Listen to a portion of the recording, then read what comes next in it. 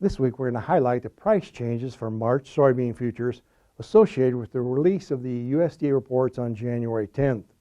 We're also going to take a look at a routine export picture for beans going forward.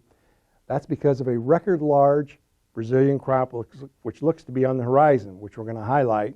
Then we're going to wrap things up with a long-term review of November soybean futures.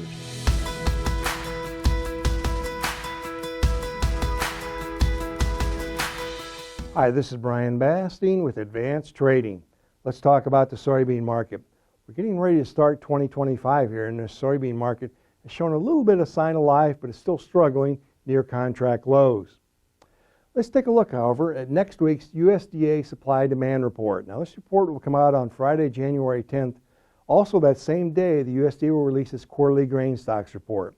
Let's take a look at the price change in March soybean futures on the day that those reports are released.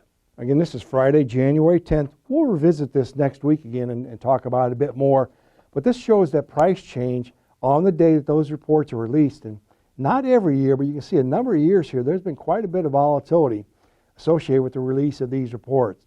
Here's the critical message. In light of this trend, we strongly encourage you to work closely with your trusted risk management advisor to get your strategies in place prior to the release of these reports on Friday, January 10th. Let's switch gears now and focus on export business. Specifically, we're going to look at the unshipped export sales of beans as of mid-December. Now you can see here on this chart that we're looking at a 5-year low of unshipped soybean export sales here. Notice China is at a 5-year low here. Basically, as we look at our key message, the bias is that the U.S. Soybean exports are going to be about 44 to 53 million bushels per week through the middle of January, but declining at the end of that period. The reason they're going to be declining is the end users are looking at a potentially record large crop from Brazil. Speaking of Brazil, let's take a look at the short-term trends in terms of weather. First, though, let's take a look at where those soybeans are produced in Brazil. Now, we're looking here at a number of key states, north to south. Maturity-wise, the crops in the north are maturing, pod set and pod fill, as we speak. Let's take a look at that a little more in depth. You can see here that the soybean crop progress, 30% of the beans are filling pods in Brazil.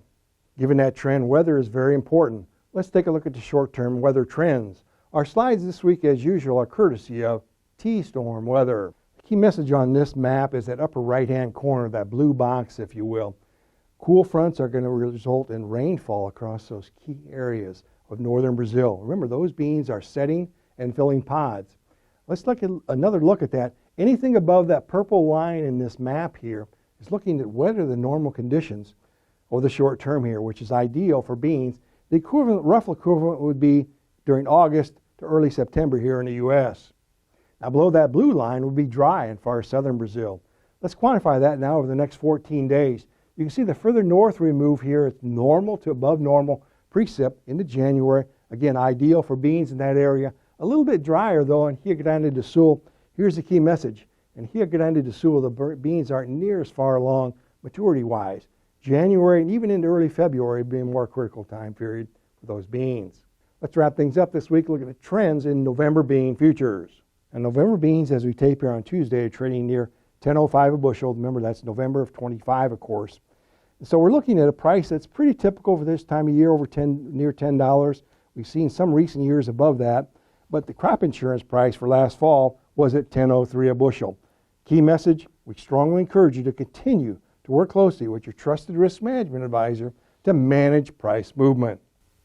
Now, if you'd like more information, please feel free to contact us at 800-664-2321. We'll put you in contact with our risk management consultants who'll be happy to visit with you at your convenience. And remember, we upload every Wednesday.